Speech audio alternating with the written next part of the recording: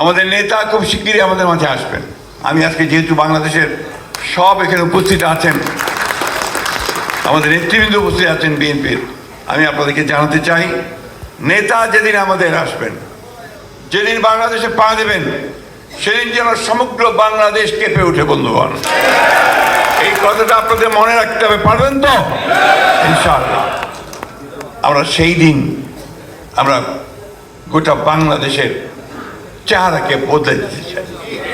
আমরা সামনের দিকে এগোতে চাই, প্রগতির দিকে এগোতে চাই। বাংলাদেশকে আমরা বাংলাদেশকে একটা মর্যাদার আসনে প্রতিষ্ঠা করবার জন্য আমাদের নেতার যে চিন্তা ভাবনা তাকে বাস্তবায়িত করার জন্য আমরা সামনের দিকে এগিয়ে যেতে চাই। আমি বক্তব্য দীর্ঘ করবো না, এখানে আমাদের বিষয়ভিত্তিক আলোচনা করবেন আমাদের বিশেষজ্ঞরা আছেন, তারা আপনাদেরকে সব বলবেন।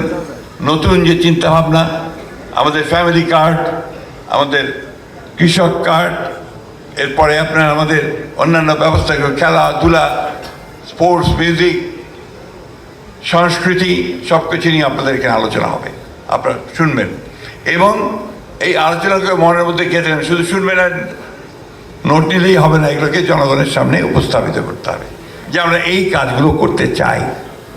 এইটাই যদি আপনারা করেন তাহলে নিশ্চয়ই জনগণ আপনাদের দিকে আকৃষ্ট হবে, আপনার জনগণকে উইন ওভার করতে হবে। বন্ধুগণ, মানুষের জীবনটাই হচ্ছে সংগ্রাম, তেমনি একটা জাতিকে উপরে উঠতে হলে তাকে সংগ্রাম করে উপরে উঠতে হয়। আমরা সেই সংগ্রাম বারবার করেছি, বারবার আমাদের জনগণ প্রাণ দিয়েছে, আমাদের ছেলেরা প্রাণ দিয়েছে।